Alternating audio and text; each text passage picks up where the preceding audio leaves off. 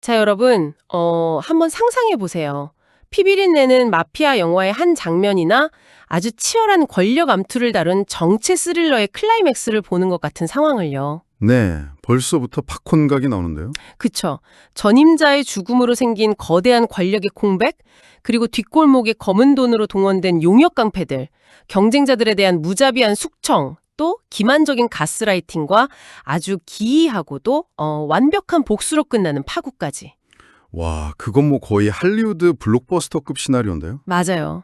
그런데 이 모든 요소가 완벽하게 짜인 시나리오가 할리우드 작가의 머리에서 나온 게 아니라 수천 년 전 고대 기록물에 고스란히 적혀 있다면 믿으시겠습니까? 우리가 흔히 고대 텍스트, 특히 이런 종교적이나 역사적 배경을 가진 텍스트를 대할 때는 아주 정제된 도덕적 교훈이나 평면적인 영웅담만을 기대하는 경향이 있잖아요. 네네. 약간 지루할 거라고 생각하죠. 맞아요. 하지만 오늘 우리가 다룰 이 텍스트는 인간 본성의 가장 어둡고 탐욕스러운 밑바닥, 그리고 권력이 어떻게 탄생하고 부패하며 종국에는 스스로를 파멸시키는지를 정말 현미경처럼 들여다보게 해줍니다. 그래서 오늘 우리의 심층 탐구, 이 딥다이브 미션은 바로 이 고대 기록물 사사기 9장의 해부입니다. 사사기 9장이요? 아주 피가 튀기는 장이죠. 네, 단순히 누가 누구를 죽였다는 피상적인 줄거리를 넘어서요. 한 사람의 잔혹한 권력 장악 과정과 뼈 있는 우화, 그리고 그 이면에 숨겨진 인간의 야망과 통치의 역학을 철저하게 분석해 볼 겁니다. 아주 흥미진진한 탐구가 될 것 같네요. 지금 이 탐구를 함께하고 계신 당신에게 묻고 싶네요. 혹시 속해 있는 조직이나 사회에서 목적을 위해 수단과 방법을 가리지 않고 대중의 심리를 교묘하게 조작하는 리더를 본 적이 있나요? 아마 다들 머릿속에 떠오르는 얼굴이 한두 명쯤은 있을 겁니다. 그렇죠. 오늘 우리가 살펴볼 인물은 바로 그 분야의 아주 교과서적인 사례를 보여줍니다. 이 이야기를 제대로 이해하려면 먼저 배경이 되는 그 권력의 공백 상태를 짚고 넘어가야 하거든요. 아, 그 기드온 사후의 혼란기 말씀하시는 거죠? 네, 맞습니다. 이야기의 주인공인 아비멜렉의 아버지는 기드온, 즉 여룻바알이라는 당대 최고의 영웅이었습니다. 기드온은 생전에 왕이 되어달라는 백성들의 요구를 겉으로는 거절했어요. 겉으로는요? 속은 좀 달랐나 보네요. 그럼요. 실제로는 수많은 아내를 두고 70명이나 되는 아들들을 거느리면서 사실상 왕처럼 군림했죠. 아, 70명이요. 진짜 어마어마하네요. 그렇죠. 그런데 그가 죽자 명확한 후계 구도가 없는 상태에서 그 70명의 아들들 사이에 엄청난 권력의 진공 상태가 발생한 겁니다. 바로 그 틈을 타서 기드온이 세겜 출신의 첩에게서 얻은 아들, 바로 아비멜렉이 움직이기 시작하죠. 근데 서자 출신이니까 권력의 중심부에서는 약간 밀려나 있었겠죠. 맞아요. 그래서 그는 자신의 처지를 뒤집기 위해 외가 친척들이 있는 세겜으로 향합니다. 그리고 아주 교묘한 프레임을 짭니다. 어떤 프레임인가요? 그러니까 이렇게 말하는 거예요. 내 이복 형제 70명이 다 같이 너희를 다스리는 게 낫냐? 아니면 너희의 핏줄인 나 한 사람이 다스리는 게 낫냐? 이렇게 여론을 선동하죠. 와, 진짜 노골적이네요. 저는 이 대목을 보면서 현대 기업의 그 적대적 인수합병, M&A 있잖아요. 그게 확 떠올랐어요. 아, 적대적 M&A요? 어떤 면에서요? 이사회가 혼란스러운 틈을 타서 특정 주주들의 불만을 이용해가지고 단숨에 경영권을 장악하려는 시도 같달까요? 듣고 보니 기업의 적대적 M&A와 구조적으로 유사한 면이 분명히 있네요. 그렇죠. 하지만 이 상황이 현대의 기업 선양보다 훨씬 더 어둡고 위험한 이유는 그가 동원한 수단이 단순한 자본이 아니라 인간의 가장 원초적인 본능, 즉 혈연주의와 공포였기 때문입니다. 아, 혈연주의와 공포. 네, 아비멜렉은 70명이라는 다수에게 지배당할지 모른다는 막연한 불안감을 심어주는 동시에 나는 너희의 뼈요 살이다. 이런 말로 세겜 사람들의 아주 배타적인 이기심을 자극했습니다. 뼈요 살이다. 이거 진짜 거부하기 힘든 유혹이네요. 맞아요. 자본은 계산적으로 움직이지만 피와 공포에 선동된 군중은 맹목적으로 변하거든요. 와, 그 맹목적인 지지의 결과가 바로 바알부리 신전의 은 70개였군요. 네, 세겜 사람들이 결국 지갑을 연 거죠. 세겜 사람들은 이 제안에 넘어가서 신전 금고를 열어 아비멜렉에게 정치 자금을 대줍니다. 종교적으로 가장 신성해야 할 공간의 자금이 가장 타락한 권력 투쟁의 시드머니로 쓰인 거잖아요. 참 아이러니한 상황이죠. 아비멜렉은 이 돈으로 방탕하고 경박한 무리, 쉽게 말해 용역 깡패들을 고용합니다. 여기서 세겜 사람들의 심리를 들여다보는 것이 아주 중요합니다. 어떤 심리였을까요? 그들이 아비멜렉에게 자금을 대준 건 단순히 그를 친척으로서 사랑했기 때문만은 아닙니다. 권력의 중심에 자기 지역 출신의 인물을 앉힘으로써 자신들이 이스라엘 전체에서 기득권을 차지하겠다는 철저한 정치적 계산이었죠. 아, 철저한 기브앤테이크였네요. 그렇습니다. 독재자나 폭군은 결코 혼자서 탄생하지 않아요. 그들의 등장 이면에는 항상 권력의 편승에 이익을 얻으려는 대중의 묵인과 결탁이 존재합니다. 세상에. 그리고 그 결탁의 대가는 상상을 초월하는 피바람이었습니다. 네, 본격적인 숙청이 시작되죠. 아비멜렉은 고용한 용역들을 데리고 아버지의 집으로 가서 자기 이복 형제 70명을 한 바위 위에서 전부 처형해버립니다. 한날 한시에 70명을요? 끔찍하네요. 잠재적 경쟁자들을 한꺼번에 그것도 아주 공개적이고 잔혹한 방식으로 제거함으로써 대중에게 엄청난 공포를 각인시킨 거죠. 확실한 시그널을 준 거네요. 내 밑으로 다 엎드려라 이런 식으로. 맞아요. 그런데 이 피비린내는 대학살 속에서 오직 막내인 요담만이 간신히 몸을 숨겨 살아남습니다. 권력의 속성을 보여주는 아주 상징적인 장면입니다. 피와 폭력으로 세워진 권력은 자신의 정당성 부족을 감추기 위해 필연적으로 더 큰 폭력을 요구하게 되거든요. 끊임없이 피를 봐야 유지되는 거군요. 그렇죠.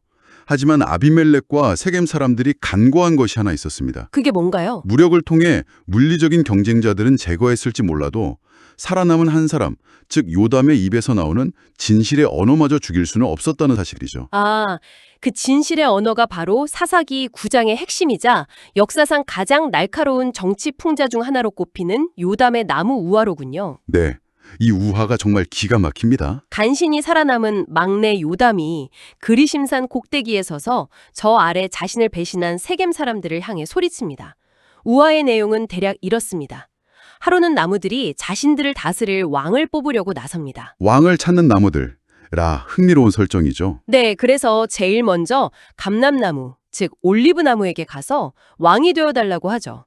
하지만 올리브나무는 내 기름은 신과 사람을 영화롭게 하는데 내가 왜 그걸 버리고 다른 나무들 위해서 군림하겠냐며 단칼에 거절합니다. 쿨하네요. 그쵸. 그래서 그 다음 무화과나무와 포도나무에게 찾아가는데 역시 자신들의 달콤한 열매와 새수를 포기할 수 없다며 왕위를 거절하죠. 여기서 이 새나무, 감람나무와 무화과나무, 포도나무는 당시 사회에서 가장 생산적이고 필수적인 가치를 창조하는 존재들을 상징합니다. 아, 그러니까 일을 제대로 하는 실모자나 진짜 유능한 인재들이네요. 맞습니다.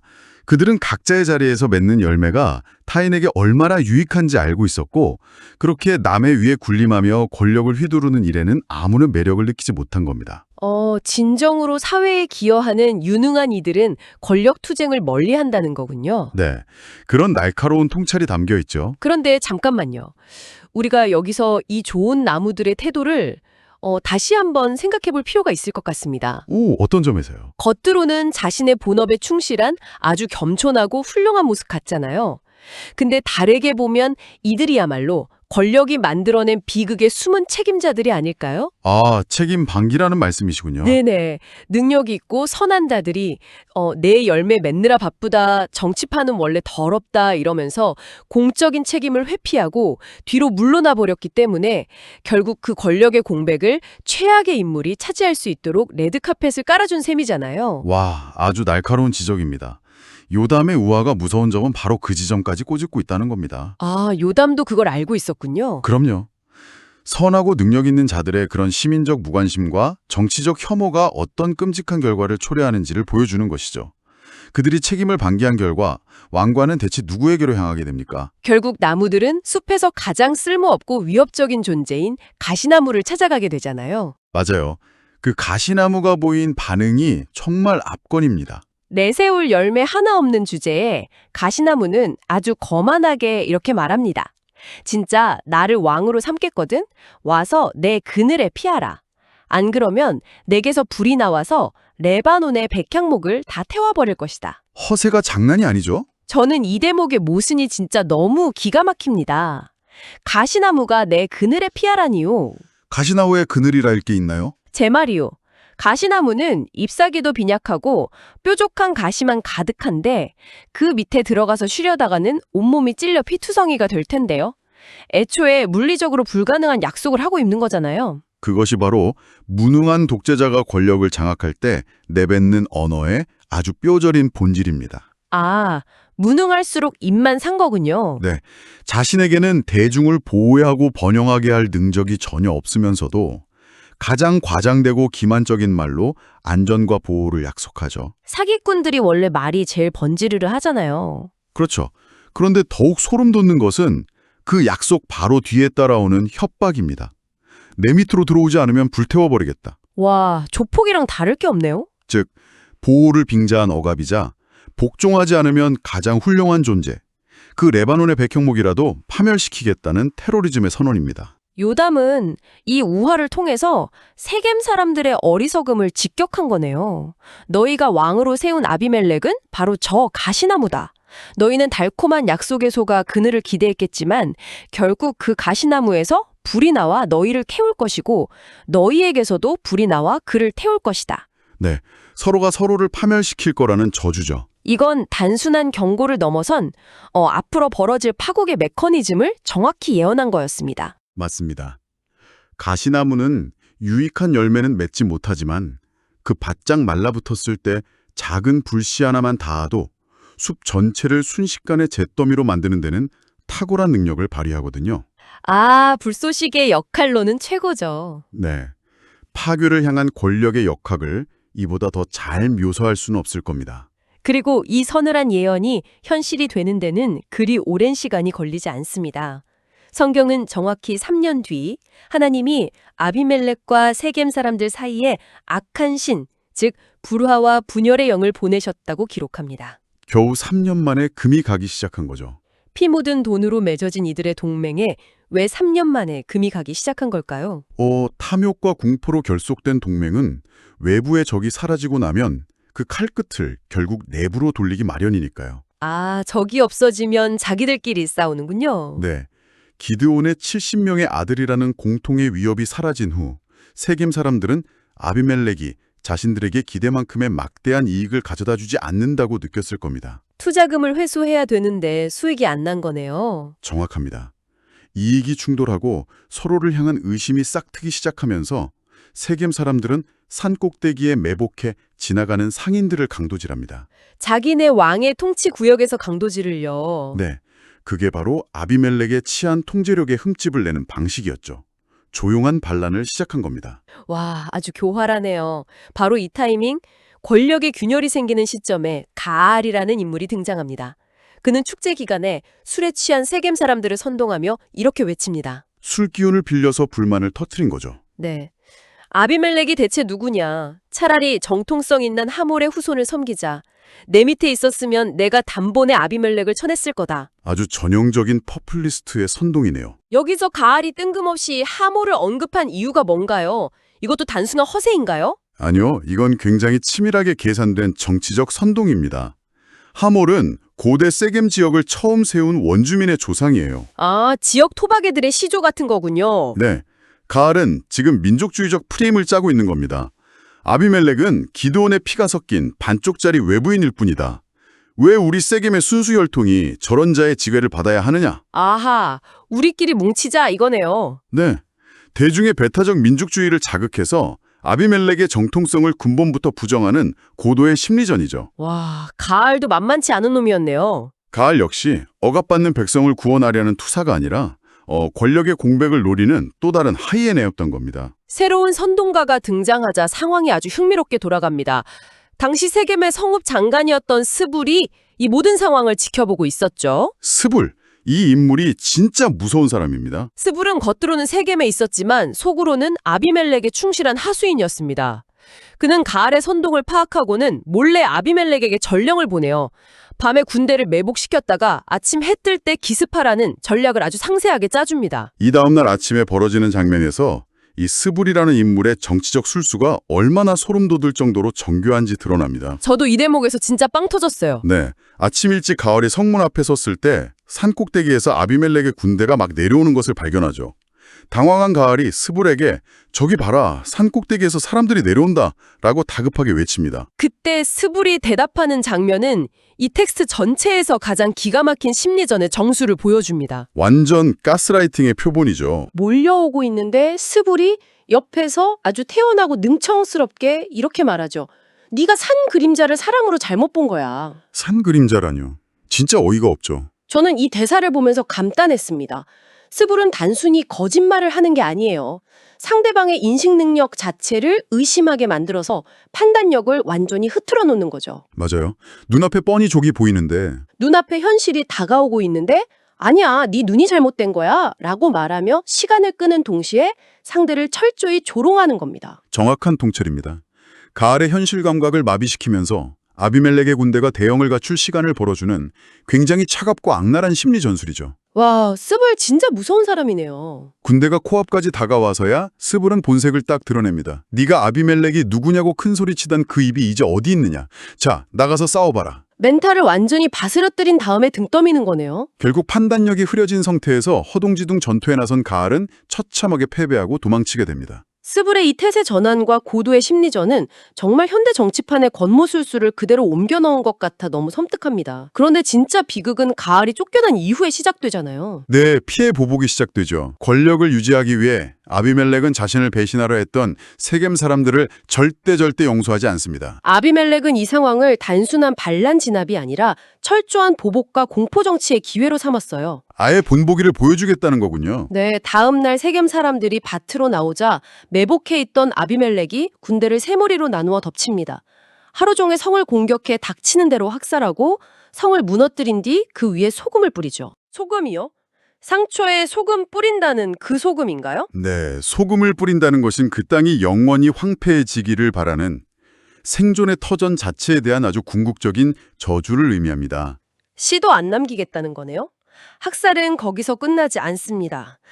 살아남은 사람들이 가장 안전하다고 믿었던 엘브리 친당의 견고한 밀실로 도망치죠. 신전이니까 설마 여기까지 공격하겠어? 한 거겠죠? 그런데 아비멜렉은 도끼로 나뭇가지를 베어 어깨에 메고 부하들과 함께 그곳으로 갑니다.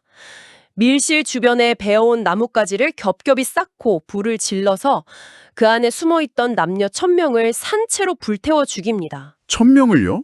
진짜 지역이 따로 없네요. 1000명의 목숨이 한순간에 잿더미가 된 거예요.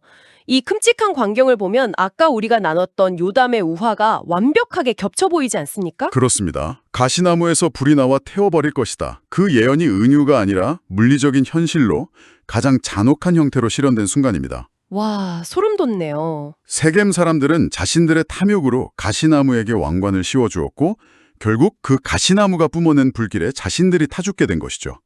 잘못된 권력과 야합한 대중이 어떤 대가를 치르게 되는지를 보여주는 아주 무서운 인과율입니다. 하지만 파괴의 굴레는 한쪽의 일방적인 승리로 끝나지 않습니다.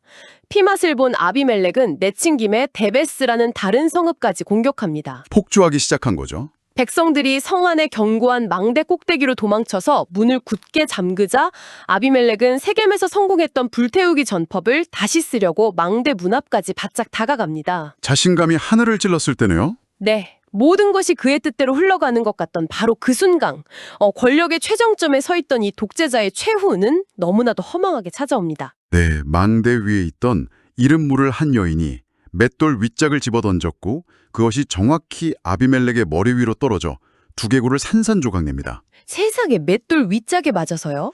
수많은 군대를 거느리고 잔혹한 공포로 세상을 지배하던 자가 전쟁터의 훌륭한 장수도 아닌 한 무명의 여인이 던진 일상적인 도구 하나에 쓰러진 겁니다. 70명의 이복 형제를 끔찍하게 살해하고 1000명을 불태웠던 천하의 아비멜렉이 고작 맷돌 하나에 그렇게 무너집니까? 참, 권력무성이죠. 그런데 저는 아비멜렉의 두개골이 박살나서 죽어가는 그 짧은 찰나에 그가 보인 행동을 보고 다시 한번 경악했습니다. 어떤 행동을 했죠? 뇌수가 흐르고 숨이 막 끊어지는 와중에 곁에 있던 자기 무기 든 소년에게 빨리 칼을 빼서 나를 찔러라 라고 명령하잖아요. 자기 부하한테 죽여달라고 한 거네요. 왜 그랬는지 아세요?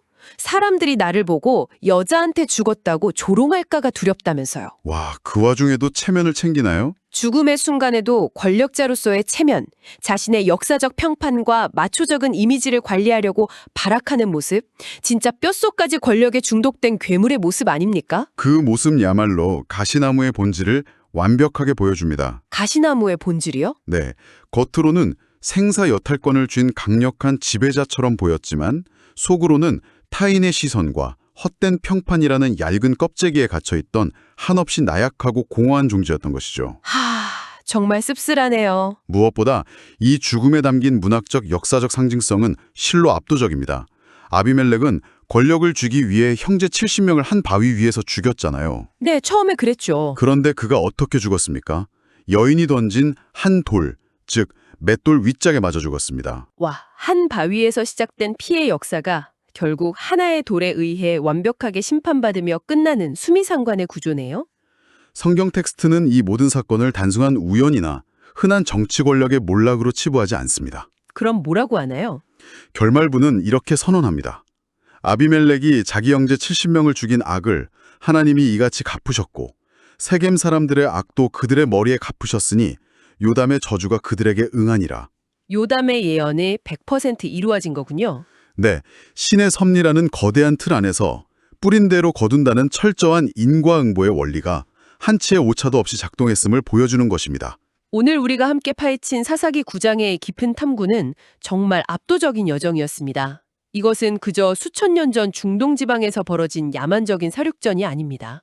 네, 인간 본성에 대한 이야기죠. 목적을 위해 수단과 방법을 가리지 않는 인간의 맹목적인 이기심, 달콤한 약속과 얄팍한 혈연주의에 넘어가 괴물을 탄생시킨 대중의 책임, 그리고 권력이라는 이름의 가시나무가 어떻게 자신과 주변을 모두 죄로 만들어버리는지에 대한 시대를 초월한 서사입니다.